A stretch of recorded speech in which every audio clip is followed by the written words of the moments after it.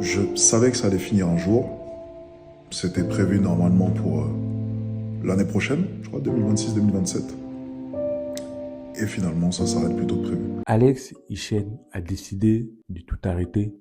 J'espère que j'ai pu vous inspirer, j'espère que mes formations ont pu vous aider.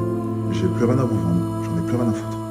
Profitez juste de mes vidéos, profitez de ma vie, profitez de mes day in my life, regardez ma vie, regardez mes micro-trottoirs, regardez... je sais pas, regardez mes vidéos, mais j'en ai plus rien à foutre. Ok, j'ai plus rien à vous vendre, je vais rien vous vendre, profitez juste. Inspirez-vous si ça vous inspire. Vous inspirez pas, détestez-moi, peu importe, aimez-moi. J'en ai rien à foutre. Ok?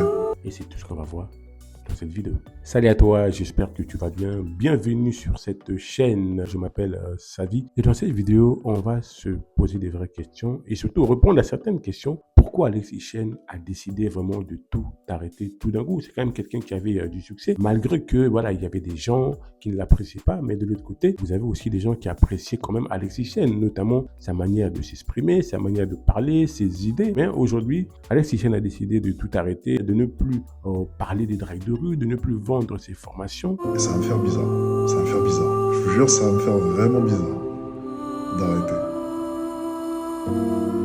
Je sais pas. C'est bizarre. Tu vois, j'ai été à la retraite, les gars. Officiellement à la retraite.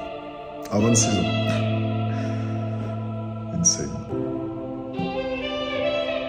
C'est Alex. Et puis c'est tout. Ciao.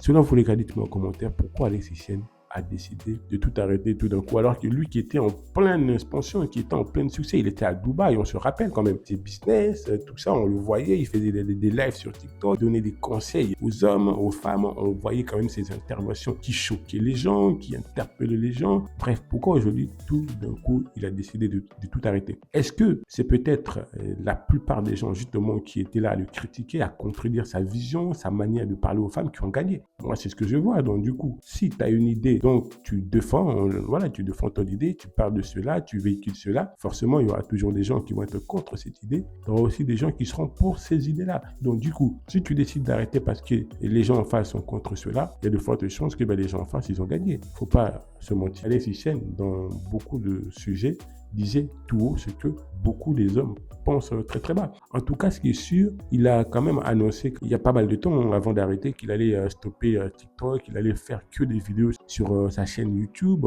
Est-ce que c'était son choix d'arrêter ou est-ce qu'on lui a obligé à arrêter parce qu'il a été convoqué? On l'a bien vu à l'Assemblée, il a été auditionné des mêmes partis, il a coupé son audition. Dites-moi les gars, selon vous, est-ce que c'est peut-être une décision de la politique de pouvoir accélérer le fait qu'il arrête tout?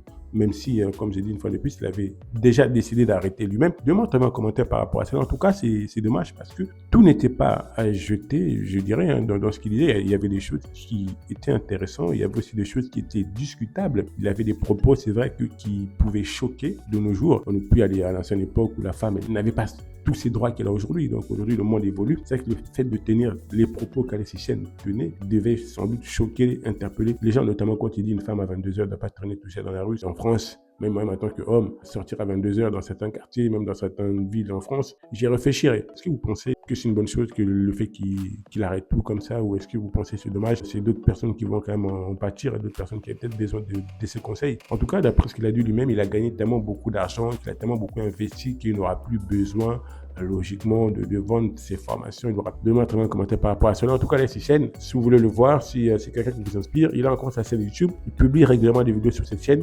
Merci pour votre attention et moi, je vous dis à la prochaine vidéo. Ciao, ciao.